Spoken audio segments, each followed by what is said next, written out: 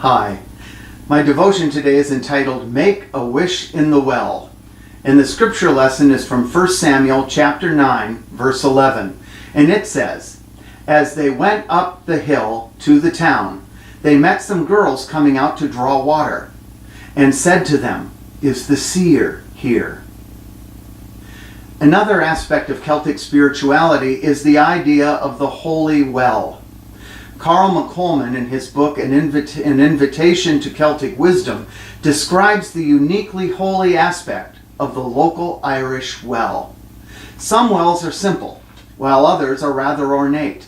Some well water comes from a spring, while others come from underground waterfalls, and one even comes from a crevice in the rock that holds standing water.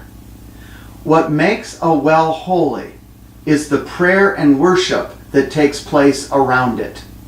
The spiritual aspects of the well are expressed in a number of the saints who had a well dedicated in their name.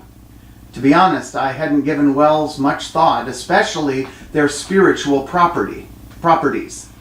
Then one day I was at Blank's Children's Hospital and watched as a little boy's father gave him a coin. And he closed his eyes, made his wish, and threw the coin into the intricate well made by Styx and Company. Then he and his father walked past me back up the elevator. I can only imagine what that little guy prayed for. Was he praying for his own cancer? Was his little sister on a ventilator?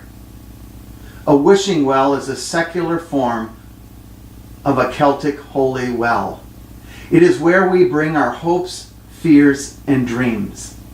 Today, think about the sacred places in your life.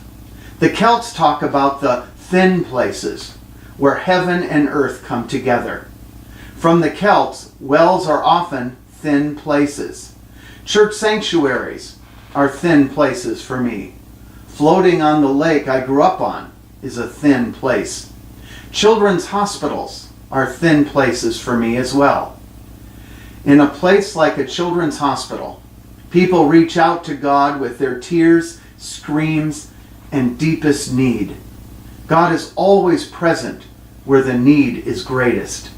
Find your holy well or thin place and offer your coin, your cry, or your dream, and trust God to meet you there.